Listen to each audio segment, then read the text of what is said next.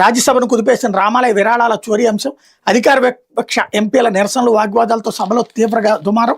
కాంగ్రెస్ సమాజ్వాదీ పార్టీలు రాముడి విరోధులన్న కేంద్ర మంత్రి రిజిజు, విరాళాల చోరీ విషయంలో సిబిఐ, ఈడీ, విజిలెన్స్ ఏం చేశాయని ఖర్గే ప్రశ్న.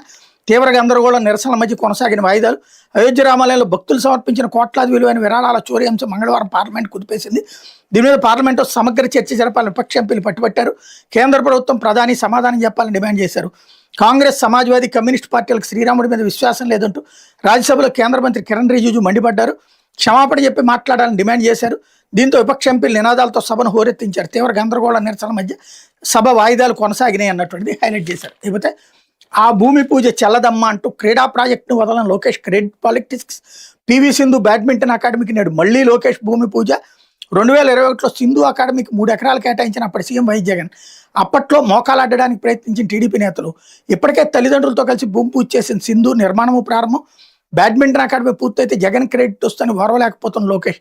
అందుకే మరోసారి భూమి పూజకు నిస్సిగ్గుగా ఏర్పాట్లు అన్నటువంటిది హైలైట్ చేశారు. లేకపోతే రేపల్లలో టీడీపీకి బిగ్ షాక్. టీడీపీ కీలక నేత గూడపాటి శ్రీనివాసరావు వైఎస్ఆర్సీపీలో చేరిక. కండువా కప్పి ఆహ్వానించిన పార్టీ అధ్యక్షుడు వైఎస్ జగన్. చంద్రబాబు సర్కార్లో కాపులకు ప్రాధాన్యం లేదు, గూడపాటి కాపులకు వైఎస్ఆర్సీపీ అండగా ఉంది అన్నటువంటి స్టేట్మెంట్ హైలైట్ చేశారు.